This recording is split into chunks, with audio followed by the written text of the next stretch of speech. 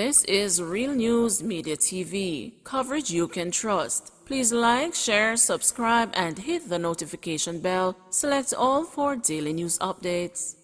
Prosecutor Sophia Thomas gets a 6-month suspension for professional misconduct. The first prosecutor in Jamaica's legal history to be found guilty of professional misconduct, Sophia Thomas, was today suspended from practicing as a lawyer for 6 months, effective November 1. Thomas was also ordered by the General Legal Counsel to pay $100,000 in legal costs to complainant Lowell Spence, a National Commercial Bank branch manager, and $300,000 in legal costs for the legal oversight body. She was also ordered to participate in 2 ethics courses. Spence was represented by attorney Matthew Hyatt of the law firm Knight Jr. and Samuels. The disciplinary committee of the General Legal Counsel found that while Thomas worked in the Office of the Director of Public Prosecutions, she violated the canons of professional ethics while prosecuting a fraud case in the Kingston and St. Andrew Parish Court in November 2017. The ruling arose from a complaint made in 2019 by Spence, who was freed of fraud charges in November 2017. Spence complained that Thomas knowingly used the false evidence and/or participated in the creation or use of evidence that she knew to be false.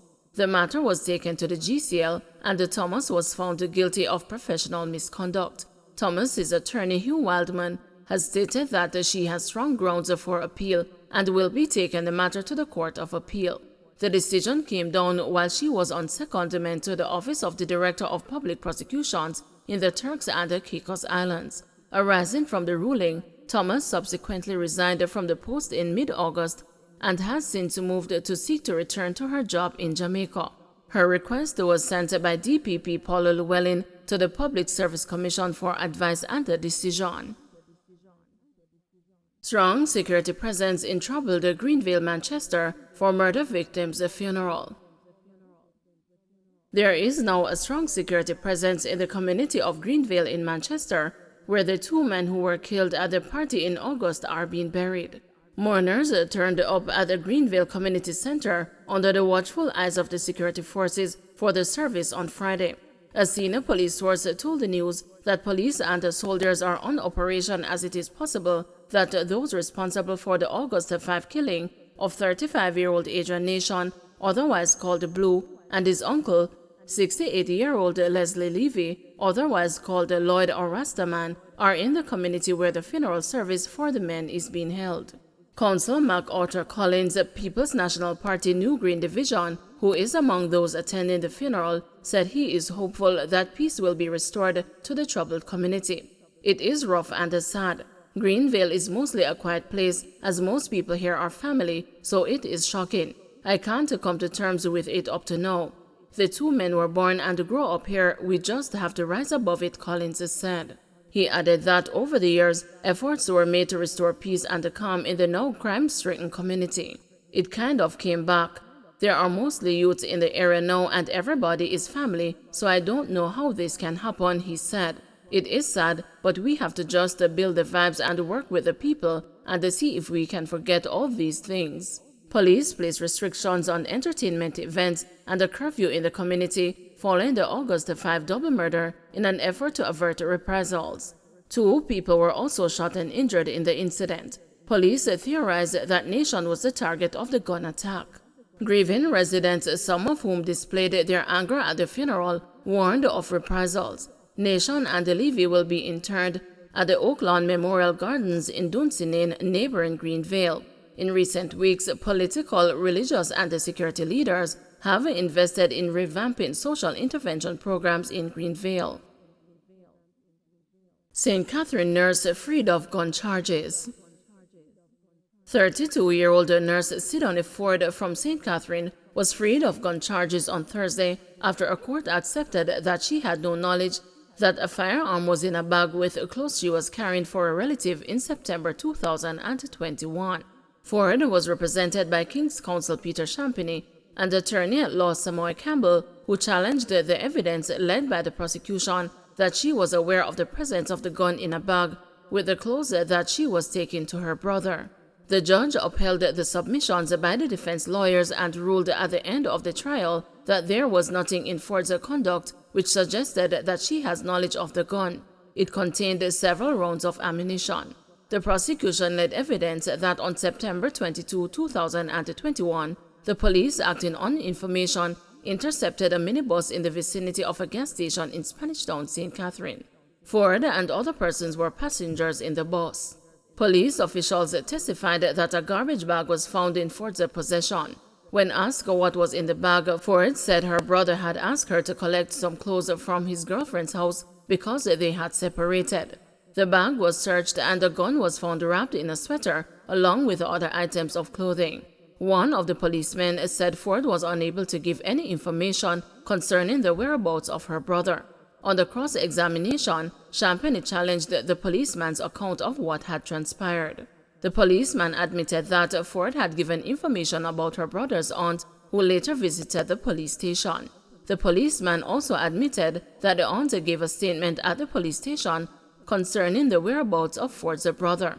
Champagne suggested to the policeman that Ford, neither in anything said nor in actions, brought any suspicion on herself that she was aware that the firearm was in the bag. A school vice principal testified to Ford's good character. Firearm instructors urged to train students on use of force.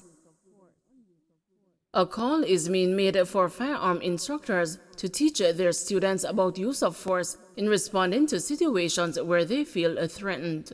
This comes in the wake of questions about how licensed firearm holders should respond in the event of a break-in. Firearm Licensing Authority approved instructor Rohan Simpson says that firearm holders are expected to try other available options to resolve the situation, including running away before using deadly force. Just your presence may be enough to deter them from coming in. The next level from there would be verbal commands. Hey, stop, don't come any closer, stay where you are. The person could still be advancing and you rest the hand on them, create a physical barrier. That's physical force. And depending on it can be physical passive, it can be physical aggressive. So different levels of force that you would use, and you should use only enough force necessary to resolve the situation. There is also the rules of the firearm, which one of them is be aware of your target, what is beyond and around your target. So I train my students that they should never shoot at what you can never clearly identify to be a threat. On Wednesday, a man fatally shot his 15-year-old son at their house in Helsha, St. Catherine, after he allegedly mistook him for an intruder. Roads flooded in Mandeville. Heavy and persistent rain has left at least 2 roads flooded in Mandeville, Manchester on Friday. A section of Manchester Road close to Charleston Drive and the Carteret Road in the vicinity of Bel-Air High has been inundated. Principal of Bel-Air High, Conrad James, told the news that the inclement weather has also resulted in the postponement of a DaCosta Cup football match between Bel-Air and the Belfield High, which was scheduled for Friday afternoon.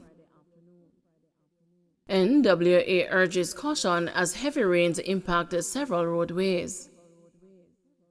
The National Works Agency is advising that the continuous heavy rainfall is impacting several roadways in Trelawney, St. Catherine, and St. Andrew.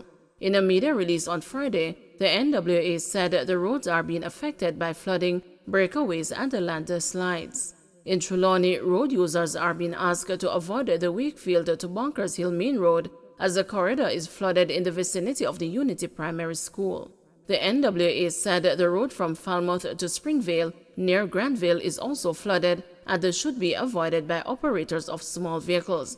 Meanwhile, a breakaway that recently occurred along the wire fence to Albertown Main Road in the vicinity of Stanton Health Center has worsened.